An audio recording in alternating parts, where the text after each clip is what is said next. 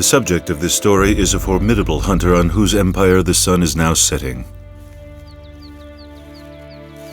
Millions of years of evolution made him the largest feline on the earth, and for thousands of years he reigned supreme, ruling over the other creatures that shared his world, until one of them rose up against him.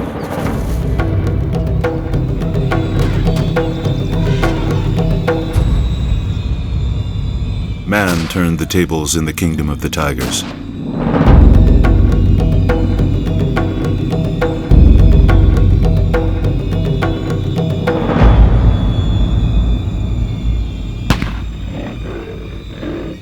We changed the rules of the natural world. We became the strongest, the most aggressive, and the most prolific.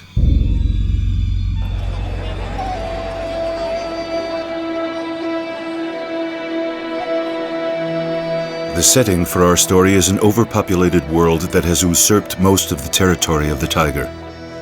A stolen kingdom in which man, previously fearful and reverent towards the great feline, is leaving him without territory, without prey, without a future. A world of superstitions for which each one of the parts of the powerful feline represents a remedy for frustrations, impotencies, and illnesses. Traditional lies that are killing off the last tigers.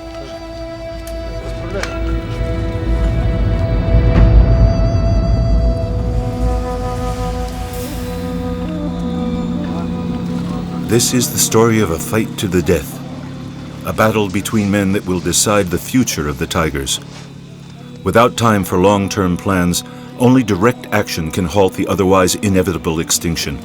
It is a war with innocent victims on both sides, an international struggle in which tigers and men die as a result of the immoral greed of the invisible traffickers who run the illegal trade in the different parts of the tiger. This is, in short, the story of one species' fight to save another, of man against his dark side, of the belated attempt of one super predator to help another, who he has brought to the very edge of extinction.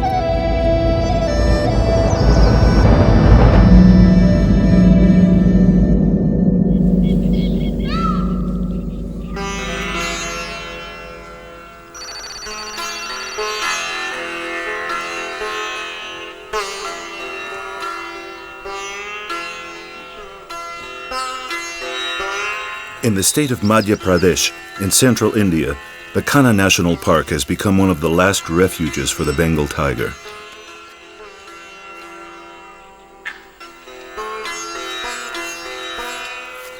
Ahimsa, a 3-year-old tigress, has recently taken possession of her own territory.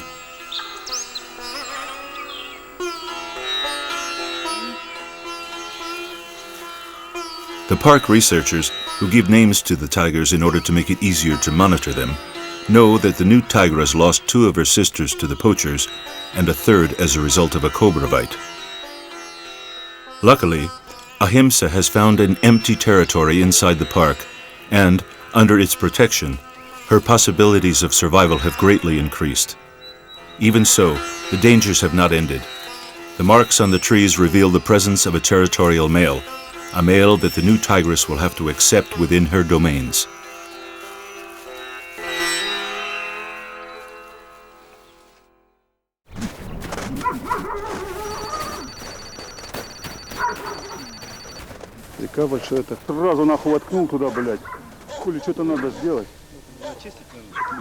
A small village in the far east of Russia is visited by the inspectors of the police department and the anti-poaching patrol. Так, разбросанные предметы. Первая лёжка. Vladimir Shetinin, head of the patrol, questions the locals and sends his team to inspect the village. The tracks seem to confirm the attacks of a marauding tiger.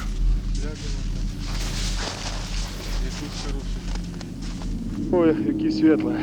Нападение было на меня. To the expert eyes of the patrol, a few hairs, fresh tracks, and broken gates and fences indicate where the tiger entered.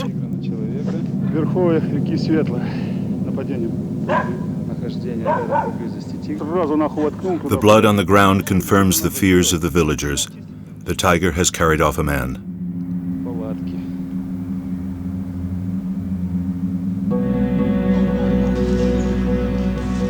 patrol leaves the village and follows the trail of the feline.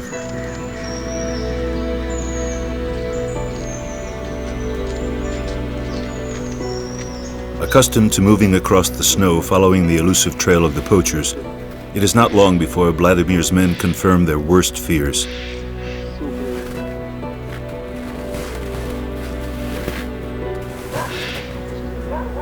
The barkings of the dogs tell them that they have reached the end of their search.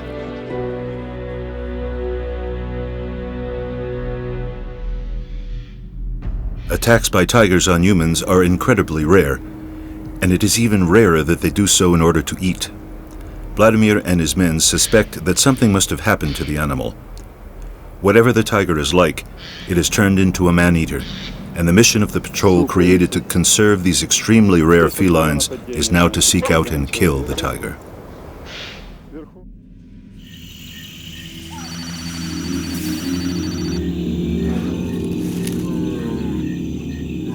Under the protective cover of night, a risky encounter takes place in the depths of the forest.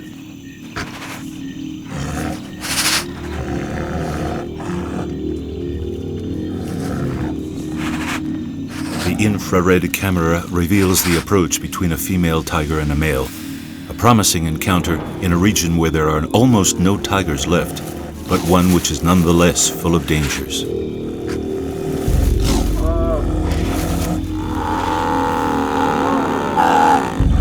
If the male does not accept the female, he could kill her, and so the first moments of the encounter are marked by tension.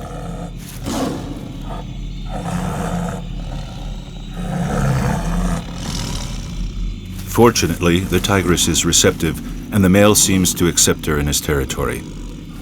With numbers in clear decline, each one of these encounters could be the key to perpetuating the species in this, the most northerly region of the Siberian tigers. Even so, the female will play hard to get, forcing the male to undergo a test of patience and submission.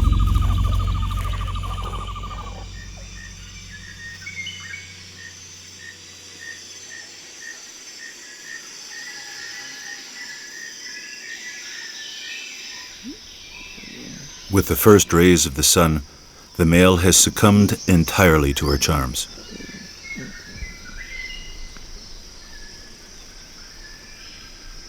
The smell signals of the female let him know that she is ready to mate. 10 days of courtship will still be required before the female will agree to copulate, but with a bit of luck, it will not be long before new tigers are conceived.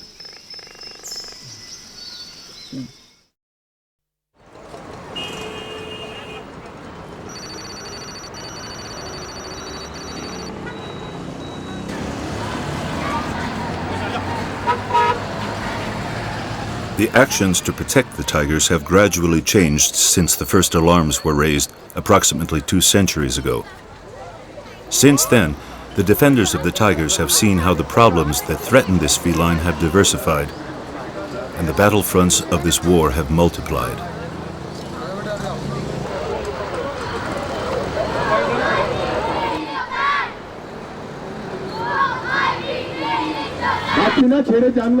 Promoted by the Indian Wildlife Protection Society, this demonstration seeks to make the public aware of the terrible problem of the international trade in ivory and tiger bones. The main threats are no longer hunting for pleasure or the fur market. The demand of traditional Chinese medicine is decimating the populations in Russia and India, now that the number of Chinese tigers has fallen so much that they are considered an irrecoverable subspecies. Countries like China, North Korea, or Japan permit, to a greater or lesser extent, the trafficking in parts of the tiger, and new threats appear every time a battle is won in this endless war, a war that began over 100 years ago.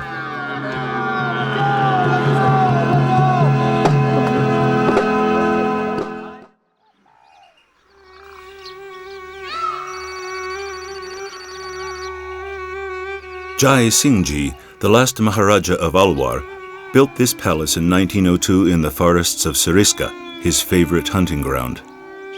Today, Sariska is a national park that protects the last tigers in Rajasthan, and the palace is a hotel that houses the visitors. The war of the tiger is changing with the years. The battlefronts have moved and former enemies are now allies. Sariska is an example of these changes. Here, the Maharajas of Alwar held great tiger hunts. Of those times, all that now remains are the moth-eaten trophies that decorate the rooms of the palace. Everything else, including the huge tiger populations, have disappeared in time. Then, India was a country of endless jungles in which tigers were free to roam. Initially, the hunting for pleasure did not represent an unsustainable pressure until the jungles began to disappear and the tigers were gradually left without territories. However, now a new phenomenon has begun. The tiger is killed not for its skin but for its bones, because of the belief in the Chinese system of medicine that tiger bones have some kind of an aphrodisiacal quality. This is an old belief, because the tiger is a very virile and a very strong animal. So tiger bones are supposed to make you very strong and virile. Now today what is happening is, tigers are still being poached. The skins are allowed to rot. There is a big trade in tiger bones and tiger parts. Now this is a very disturbing thing, because first of all, as I said earlier, the first threat to the tiger was the egos of the British and the Maharajas, who thought that it was a big deal to kill as many tigers as possible. The second threat to the tiger became the vanity of women, because they wanted to wear tiger skins. And the third threat now seems to come from the insecurity of men, because they seem to feel that they need aphrodisiacs and they need tiger bones to help them perform better. So it is unfortunate that the tiger gets clobbered, whatever happens.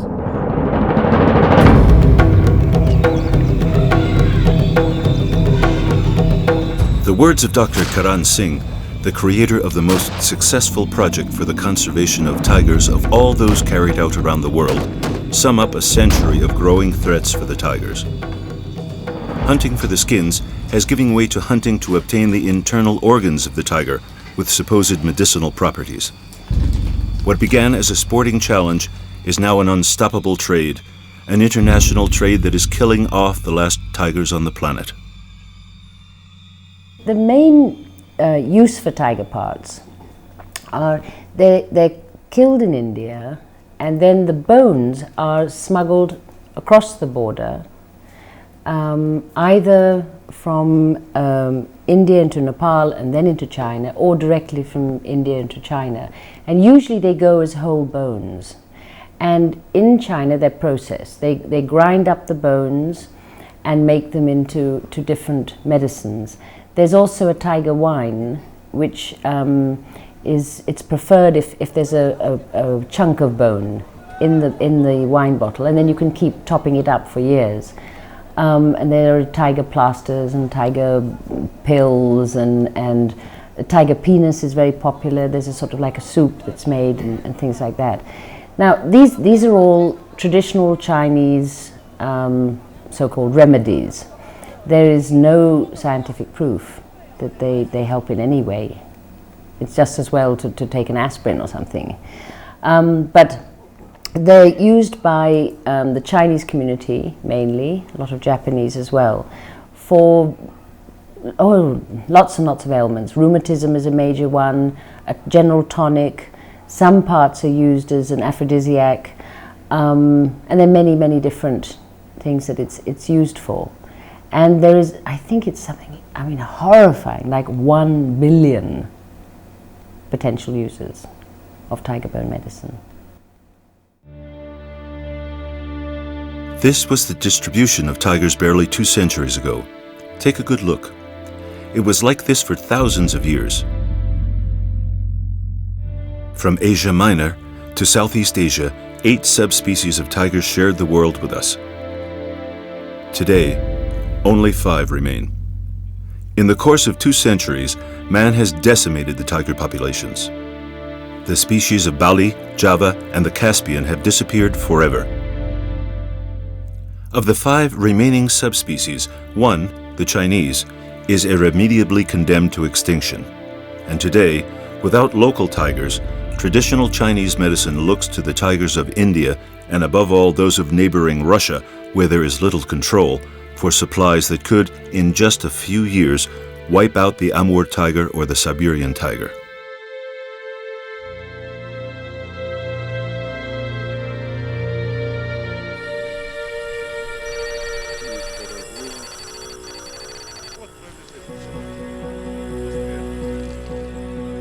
Vladimir Shetinin's men continue their search. The tracks of the man-eating tiger lead them deep into the forest, and its smell has not yet disappeared, enabling the dogs to follow its trail.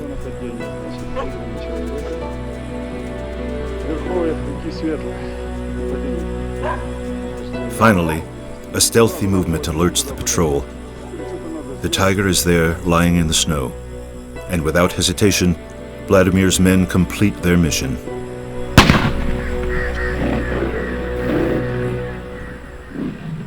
The man-eating tiger is dead. For men who risk their lives to protect these great felines, killing one is a sad, demoralizing task.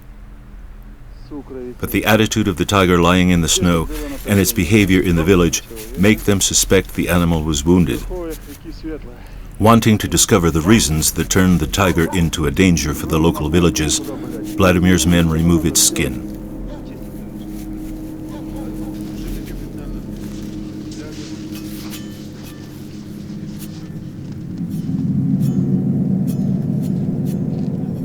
Shortly afterwards, the bullet that ended its life appears. Верховье реки Светлая.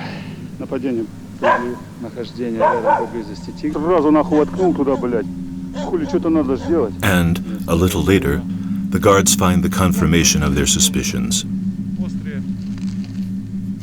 They remove thick pellets from the body of the tiger. The animal has received a pellet shot that did not kill it, but did leave it seriously wounded, with its hunting abilities impaired and in terrible pain, which undoubtedly made it mad with rage.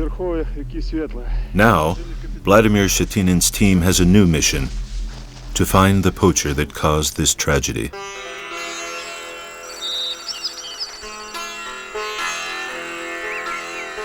While in Siberia they are looking for the culprit, in the safety of the Kanha National Park, Ahimsa, which in Hindi means against violence, explores her new territory.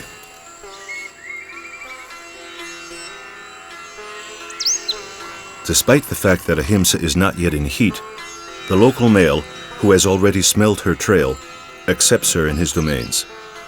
A female with 2 cubs needs between 40 and 70 large prey a year, which in many cases means dangerous competition for the male. But in Kanha, the prey are very numerous, and the tiger is happy to accept the new tigress. With a stable population of large herbivores, the park enables each male tiger to have a territory of around 100 square kilometers, in each one of which up to 5 females can live.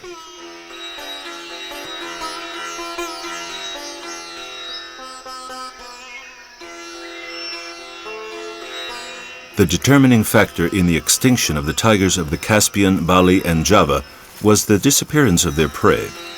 Fortunately, here in Kanha, the striped felines still enjoy the natural balance of the India of the past. For most of the tiger populations of the world, however, prey are increasingly scarce.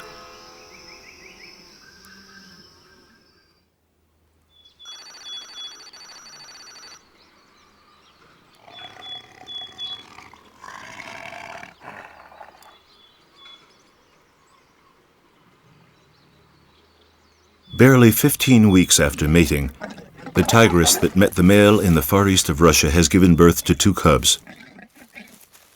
After mating, the female and the male went their separate ways, and she has not seen him since. She will raise the cubs alone and will take care of them for the next 3 or 4 years until they decide that it is time to become independent.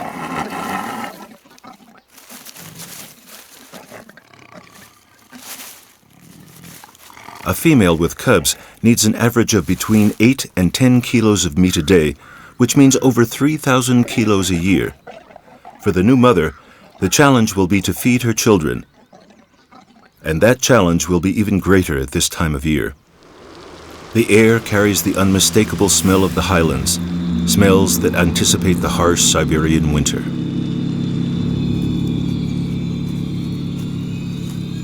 In the winter months, hunting becomes increasingly scarce and more difficult.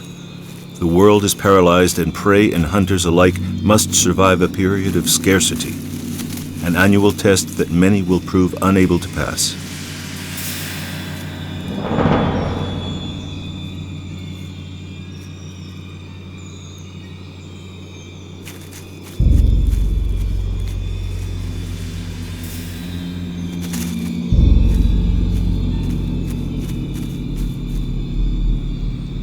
In lower regions, the end of the autumn announces difficult times.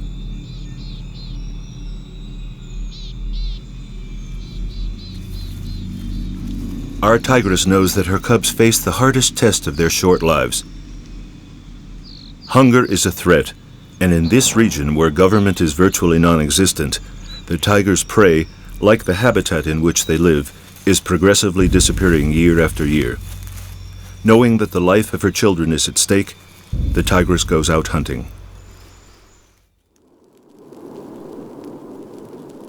Fire is the greatest enemy of the Siberian tigers.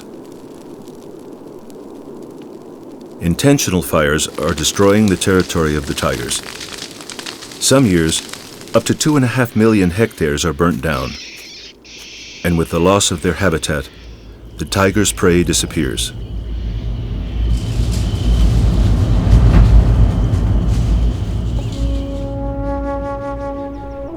With increasingly small and increasingly fragmented territories, the tigers are concentrated in their last refuges. And paradoxically, though there are very few left, in these small remaining areas their numbers can be so high that they rapidly wipe out their natural prey. Then, inevitably, the tigers seek alternatives. Hunger makes them overcome their instinctive fear of man, and old problems reappear.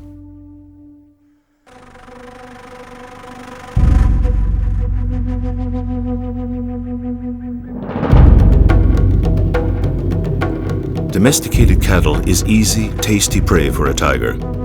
Once they have seen how easy it is to get, the tigers return time and time again for more. The owners of the cattle are in turn poor people whose subsistence depends to a great extent on their animals, so they come out to defend them, causing clashes between tigers and humans. And it is then that the tigers may discover that there is another prey, even more numerous and vulnerable than the cattle, and so they end up becoming man-eaters.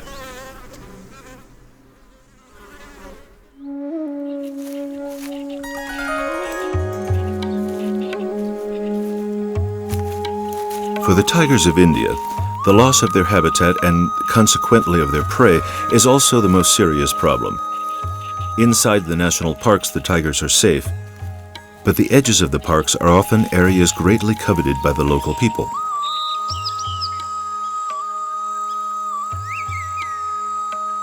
The jungle conserves the humidity and the soil, two increasingly scarce factors, but two vital factors for subsistence agriculture.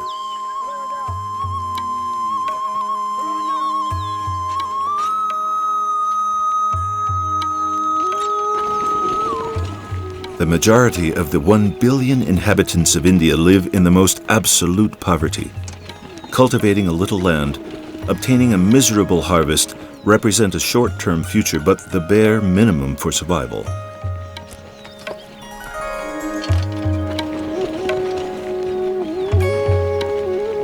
The edges of the parks are burnt and cut down in search of the humidity of the soil.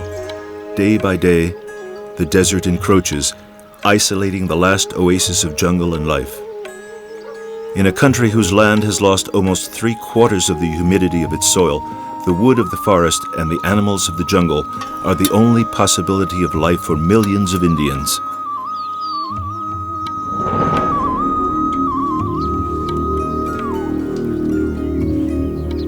And the problem also has other aspects.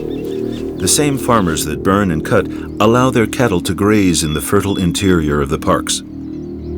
The cattle decimate the vegetation and introduce diseases that devastate the populations of wild herbivores. it is a disastrous combination.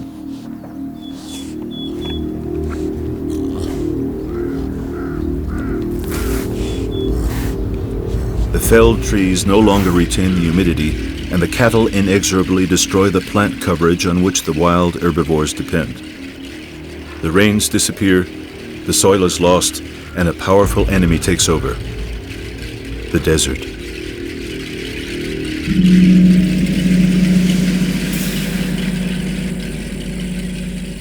It was precisely in a national park surrounded by deserts that the Asian lion was saved from extinction, which was achieved thanks to the fact that the lion was the national animal of India.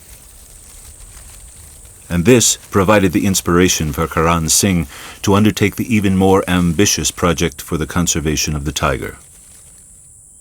I discovered that the national animal of India was the lion at that time. Now, as you know, our national symbol has the 4 lions. There's a marvelous column from Ashoka's time showing the lions, which is why the lion was probably adopted as a national animal. However, it struck me that lions in India are found only in one state, in Gujarat, and there are only about a couple of hundred lions, whereas the tiger was at that time and still is widely dispersed throughout India, from the north to the south and from the east to the west. So I suggested, at my initiative, that we should change the national animal of India from the lion to the tiger. And that really set in motion this whole process of the tiger project. Because once we adopted the tiger as our national animal, then of course the question arose with regard to tiger conservation. And I discussed the matter with Madam Gandhi, and she was very supportive. She said, "What would you like to do?" I said, "I think we should have a special project to save the tigers from extinction." The success of the Tiger Project is based on the understanding that, in order to save the species, we have to protect its habitat. It was no longer a question of watching over and caring for a given animal, but rather of saving the jungles in which the tigers lived, along with the prey they need to feed themselves. A pioneering vision which today guides all conservation projects. It isn't only the tiger you safeguard, because once you safeguard the tiger, it means you have to safeguard the ecosystem which supports the tiger. So that's what we did, and we started off with 9 projects, and it has now grown, I believe, to about 18 or 20 tiger reserves. And at one stage it was the most successful conservation project in the world, because the tigers had been hunted to the verge of extinction. Our estimate was that in the year 1900 there must have been about 50,000 tigers in India. When we started Project Tiger in the early 70s, there were hardly 2,500 or 3,000 tigers left.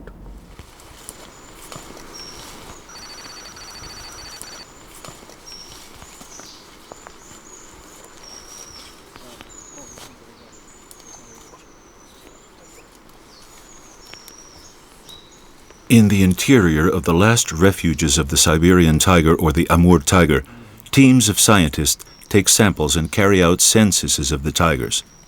This is part of an ambitious project financed by conservationist organizations from all over the world, especially the World Wildlife Foundation, aimed at saving the Siberian tiger.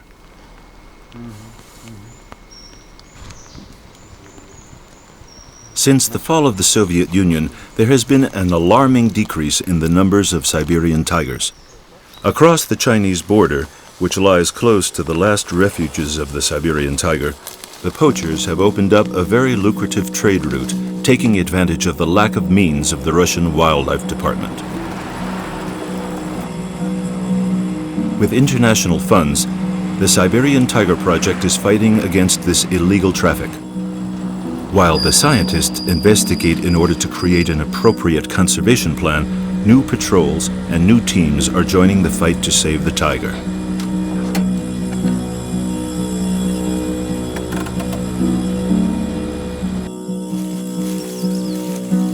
In Russia, India, Indochina, or any of the other countries that still have tigers, The situation of the tigers of the world is so alarming that constant monitoring by the guards is necessary.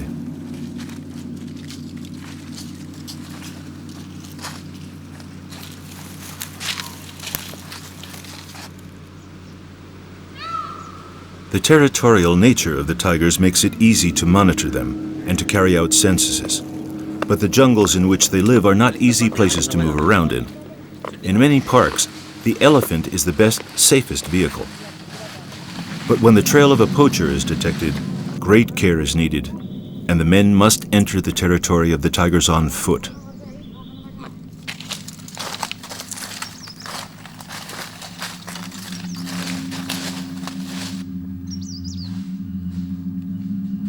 A wounded tiger and an armed poacher are equally dangerous, and that means that the park wardens require exhaustive training, something which costs a lot of money.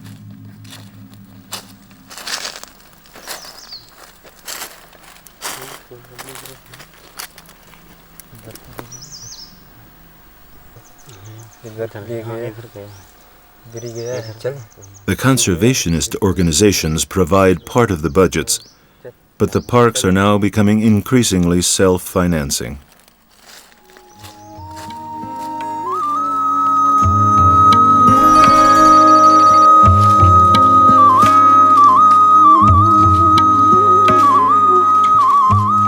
In the early hours of the morning, a group of tourists has climbed up onto the back of an elephant and is about to enter the interior of the jungle.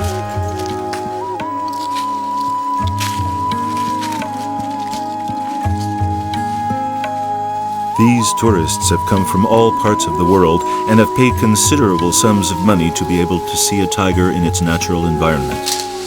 And by doing so, they are not only financing the protection of the tiger, but are also helping to increase worldwide awareness of the need to conserve the species.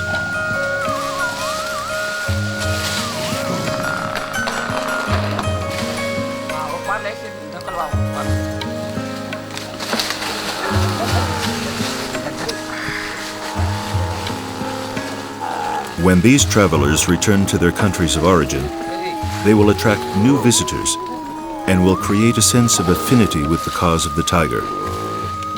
And because they bring foreign currency into the region, the locals will also begin to value the tiger and the environment in which it lives.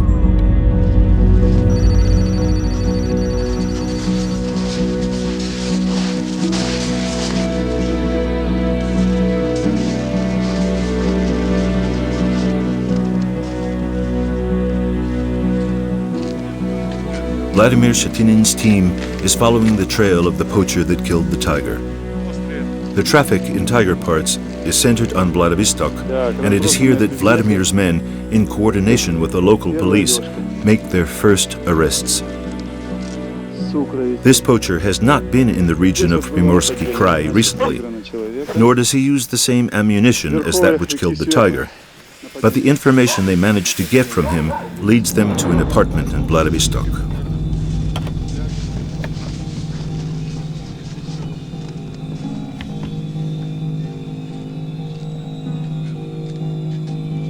Having obtained a court order, Vladimir's men enter the apartment. There is plenty of incriminating evidence, but the patrol is looking for something else.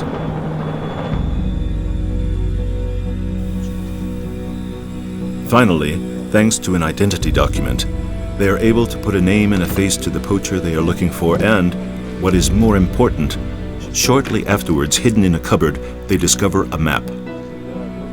Now Vladimir and his men know where they must head for.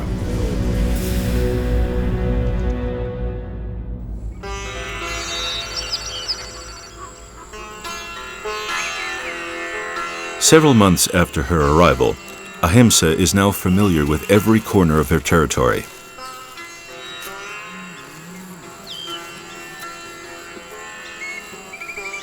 Now, her smell markings contain additional information which the wind carries through the thicket of Kanha, announcing that the tigress is now in heat. In the depths of the jungle, someone picks up the message.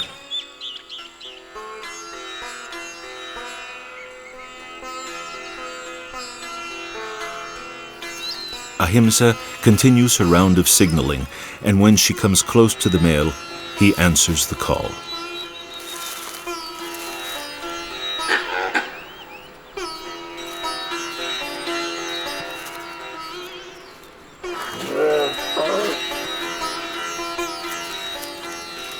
Ahimsa had smelt the male, but had never seen him. He, larger and stronger, represents a risk for the tigress. But at all times her suitor is attentive, and it is not long before Ahimsa agrees to mate.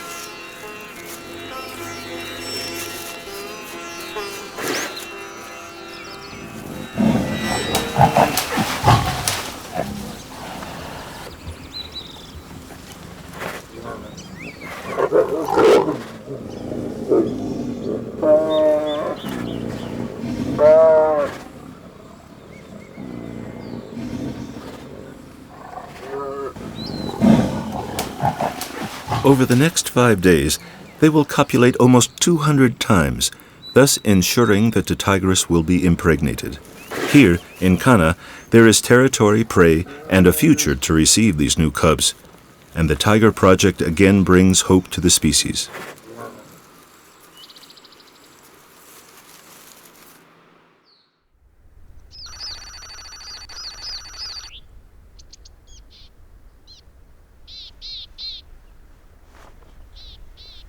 Our young mother has finally managed to find some prey. It is her job to turn the meat into nutritious milk, and so, until she has eaten her fill, every time her children approach, she fiercely warns them off.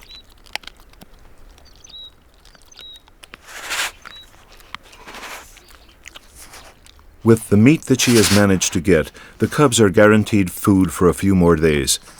But if we look a little closer, we will see that their luck is only apparent, because what the tigress is eating is a cow. The lack of natural prey and the ease with which she can kill a cow mean that the tigress will be back for more.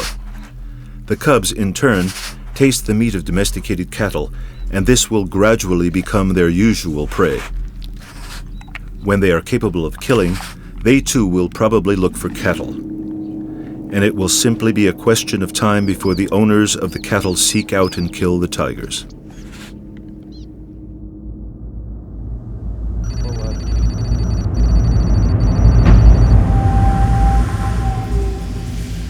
Vladimir Shatinin's patrol has finally found the poacher's camp.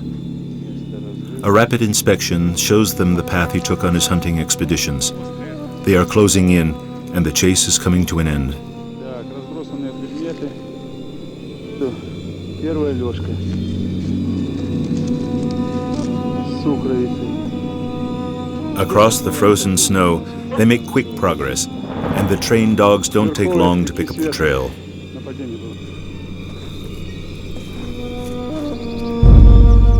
Once again, the barking alerts the patrol. On the ground, beneath the snow, lies a backpack and a gun. Vladimir's men know what this means. The chase takes a more dramatic turn. The 2 pellet cartridges of the shotgun have been fired.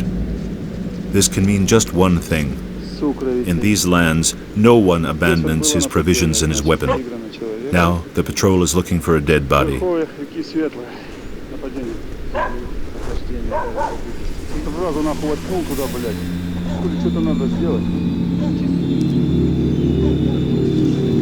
A few meters further on, an irregular mound attracts the attention of the men.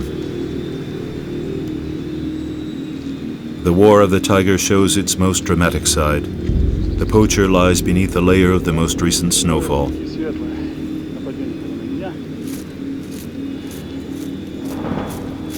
Vladimir's men decipher the last moments of the poacher. The man shot the tiger but did not manage to kill it. Wounded, the tiger attacked him, and in an act of desperation, the hunter tried to defend himself with his knife.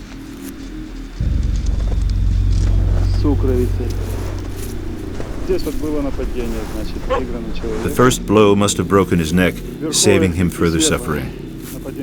Then, the tiger fled, overcome with fear and the pain of its wound.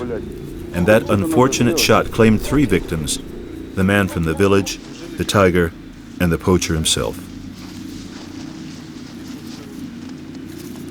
That is the tragedy on the front line of a cowardly war in which the guilty parties hide in the safety of their countries, far away from the territories of the tigers.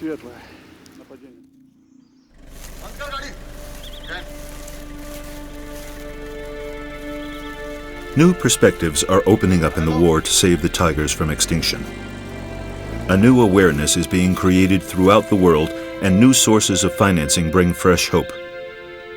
But meanwhile, with the human population continuing to increase and a growing market in tiger bones, the war continues to claim victims, and this makes it necessary to take immediate, drastic, determined action.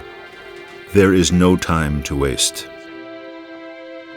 And even people who are criminals who are not involved in this trade, now because it's become so profitable, have now gone into this trade. And it's a bailable offence. If you're in drugs, you don't, and you're caught, you don't get bail. If you're caught with tiger bones, you can get bail. And this is something we're fighting through the system, but so far have not succeeded. Battles are being won, but for the time being, the worldwide situation of the tigers continues to get worse, and the tiger continues to lose in this war. So today, the situation again is not a happy one. Our population has grown, the pressure on the environment has grown, there's increasing deforestation, desertification, and the tigers really are being squeezed into smaller and smaller areas. While awareness is being raised and alternatives generated for the future, the front line of action needs the financial backing that will enable it to continue halting the massacre.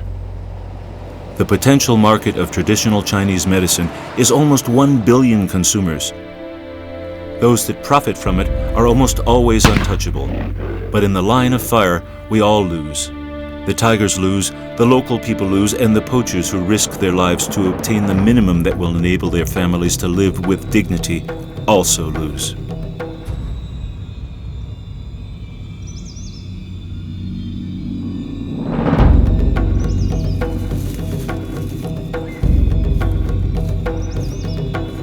Despite all the efforts, all the subspecies of tiger continue inexorably down the path towards extinction. And the battle is far from over.